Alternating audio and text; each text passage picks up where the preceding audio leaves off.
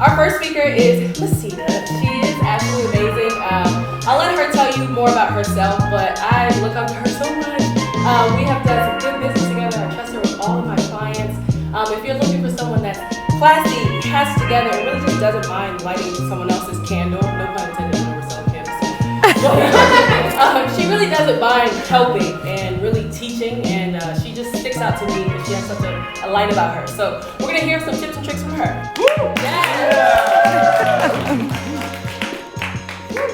Thank you, Nick, for the opportunity to be here.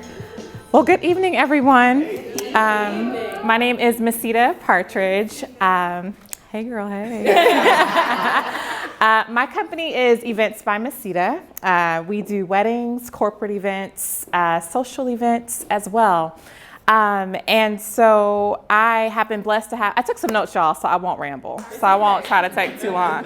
But I've been blessed to have some really amazing clients. We do about 50 events per year, and I love what I do. It is a lot of fun. So I'm going to talk just really briefly about my entrepreneurial journey, some things that I wish I would have known when I first got started, and we'll mix a little mental health tips into that as well. So I first started being an entrepreneur in 2012. I went to school to become a pharmacist. I was at Xavier University in New Orleans, but I had a little bit too much fun, and I did not get into pharmacy school. I tried twice, and I was like, you know what, this isn't for me. So I came back to Atlanta. I went to Georgia State. I changed my major to marketing with business administration. I took a hospitality elective, and that's when I was introduced to the wonderful world of hospitality. I just loved it so much. It was just so cool. I was like, wait, people get to have this much fun for a living? So one day we toured the Georgia Dome. At the time it was a dome, and the convention center, and they announced that they were looking for an intern. So I got the internship, and that summer I worked at Centennial Olympic Park. There was a cafe there called Fountainside Cafe. It's no longer there. But anyways, I managed the cafe, and I managed like all the concerts and everything in the park that summer, and I had so much fun. I graduated, they gave me a job.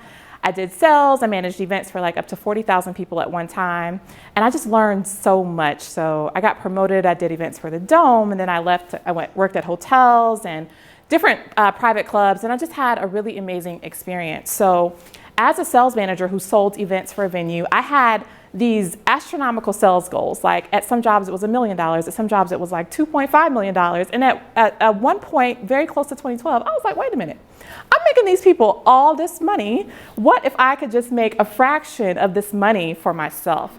And so then started my journey as an entrepreneur. And I actually opened up a bridal store in 2012. I sold gorgeous dresses to brides from all over the Southeast region. It was a lot of fun, and I had an amazing time. I did that for 7 years. I closed my store right before COVID. It was just getting to be a lot for me to maintain, and I'm so happy that I actually closed it. I closed it in September of 2019. So God was looking out. He was like, go ahead and wrap this up. So along the way, because I did events for my corporate life, quite a few of my friends were like, Mesita, can you help me with my event or, you know, my wedding or my birthday party? And I was like, no, I just want to sell y'all a dress, go be fabulous, and leave me alone. But people kept asking. So eventually in 2014 is when I added wedding planning to my business. I've had an incredible journey. I've had some amazing clients, a few celebrity clients, some very well-known corporate clients that I've just been like so amazed, like, y'all want me to do what? And I've just been so thankful that my name has been mentioned in some amazing rooms. So just a few quick things that I wish I would have known when I first started my journey. One, let me look at my notes. One is to never be afraid of failures. Sometimes we may have, you know, the desire to start something or to do something, but we're afraid to fail. We're afraid of what people may think. And I've had a lot of failures along the way, but what I have learned is that my failures are really just lessons that are blessings. Every time I had what I thought in my mind was a failure, when I look back on it, I just went through that journey so that I would have these lessons that would help me on the next big thing or whatever it was. So never be afraid to fail, because you're just going to learn some great lessons. What I wish I would have done in the beginning was to hire a bookkeeper. Sometimes as small business owners, we try to do everything ourselves.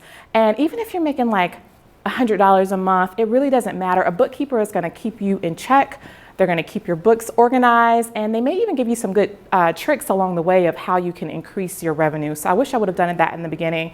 I have an amazing accountant now. She's like my chief financial officer, and it's really cool. So I wish I would have done that in the beginning. You think you can't afford things, but you really can't afford not to do certain things. I also am a big believer in delegating. I learned this the hard way as well. As an entrepreneur, you try to do so much by yourself, and you can really get burned out. But I encourage you to write a list of all of the tasks that you have to do day to day in your business, right? And so the things that you absolutely have to do as the owner, I would own those. But everything else, get on Fiverr somewhere. There's someone out here that wants to learn what you do. You can pay somebody $5, $10, $15, $20 on Fiverr to do these little mundane tasks that you don't have time to do.